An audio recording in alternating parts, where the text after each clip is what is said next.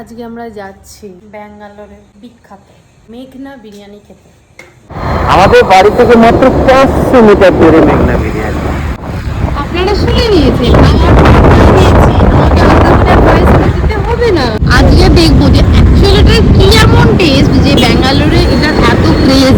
প্রচুর ভিড় বলে এত ভিড় ছিল, গিয়ে আমাদেরকে কিছুক্ষণ ওয়েট করতে হয়েছিল। তবে এখানকার এত এমপ্লয়ি রয়েছে যার জন্য সত্যি কিছুক্ষণই ওয়েট করতে হয়েছে। আমরা ভাবিনি যে আমরা যাওয়ার প্রায় 10 মিনিটের মধ্যেই আমাদের পুরো খাবার সার্ভ করে দিয়েছিল, আর প্রচণ্ড গরম গরম ছিল।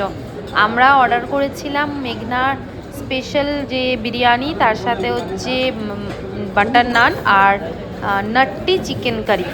কারি না, একটু ড্রাই রোস্ট করা ছিল। সত্যি বলছি ফার্স্ট টাইম খেলাম, ঠিক কথা, কিন্তু দুর্দান্ত খেতে হয়েছিল। আমার খুব ভালো লেগেছে। আমি জানি না শান্তনুর কেন এতটা ভালো লাগে না মেঘনা বিরিয়ানি, আমার খুবই ভালো লেগেছে। আর ভিড়টা দেখো, আর অনেক দিন বাদে কোনো রেস্টুরেন্টে দেখছি এরকম হাত ধোয়ার জল দিয়েছে। খেতে যাওয়ার আগে চুলটা খোলা ছিল, খেতে বসার পরে খাওয়ার পরে চুলটা বেঁধে নিতে হলো। খুবই ভালো খেতে, কিন্তু কি ঝাল, এত ঝাল যে আমার চোখ মুখ নাক দিয়ে জল বেরিয়ে গেছে। তোমার কিরম লাগলো? ফ্যান্টাস্টিক, ভালো খেতে, খুবই ভালো খেতে।